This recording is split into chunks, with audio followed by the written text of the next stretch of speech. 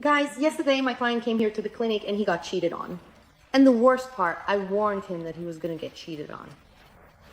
He showed up at the clinic completely distraught. And honestly, I couldn't even understand what this man was saying. The vein on his forehead was bulging. To sum up what happened, right? He'd been coming to see me since the last time I lived here in Cancun, and I used to tell him, because he always mentioned that his wife loved massages, and I would say, why don't you bring her in for a session here? No, she likes relaxing massages and lymphatic drainage.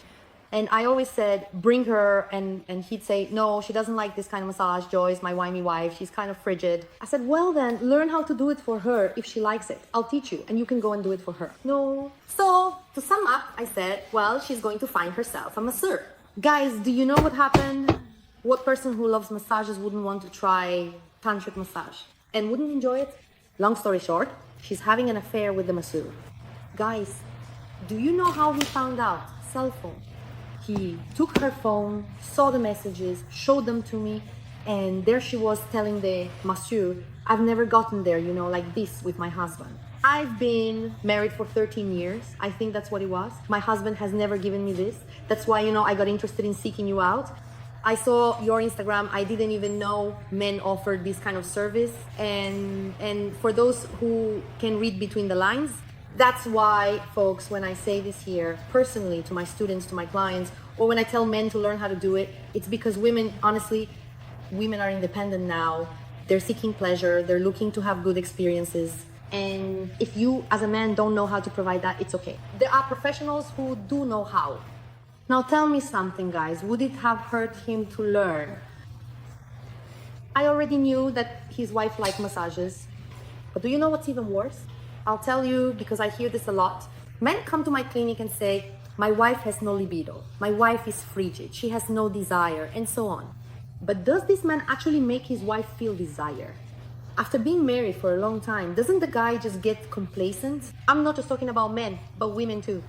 And guys, it happens a lot. You are especially there in Brazil. What I'm seeing on Instagram, men offering sensual massages, it's not even tantric massage, it's sensual massage. And guys, I'm telling you this because I have several friends. I have a friend who says, Joyce, I'm a masseur, and most women, when they're there, want the ending, the happy ending. I go ahead and do it, Joyce. I'm single, and they even pay extra. So guys, look at this husband situation. If I told you everything that happens at the clinic, a lot of people say, Joyce, write a book with these stories. Sometimes I'm at a gathering with friends, I start telling stories, and people are like, no way. If I told you, guys, you wouldn't believe it. Look, I'll give you an example. I'm not gonna tell a story, but just things that happen, okay? And it's not just men, okay, who are looking for massages with a happy ending. I have a client, she's from Brazil, okay? In 1 week, during the week, she came in with 3 different men. She brought her husband, she brought her personal trainer, and she brought her lover. And I had to be like, hi, how are you? Nice to meet you. Because she said, Joyce, they can't know that I'm coming here. Guys, I'm professional. That's why I say, if you're married and you let your marriage fall into a routine, do nothing. Don't make an effort to improve or learn. Honestly, you're doomed to this. The moral of this story, people, is that we really do need to invest in our relationships, learn new skills, new techniques, because there are so many ways for you to explore and not let your relationship fall into a rut. Because if your relationship nowadays is just each of you sitting on the couch, scrolling through your phone, or if many times you don't seek out your wife or husband, you'd rather lock yourself in the bathroom and, take care of things yourself because your wife sometimes isn't interested in you, then you think, oh, she must have a libido problem. Something must be wrong with her.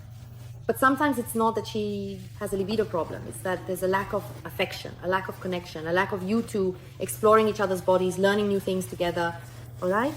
So I hope no one has to go through this because only those who have experienced betrayal know the depth of the sadness and how devastating it can be inside.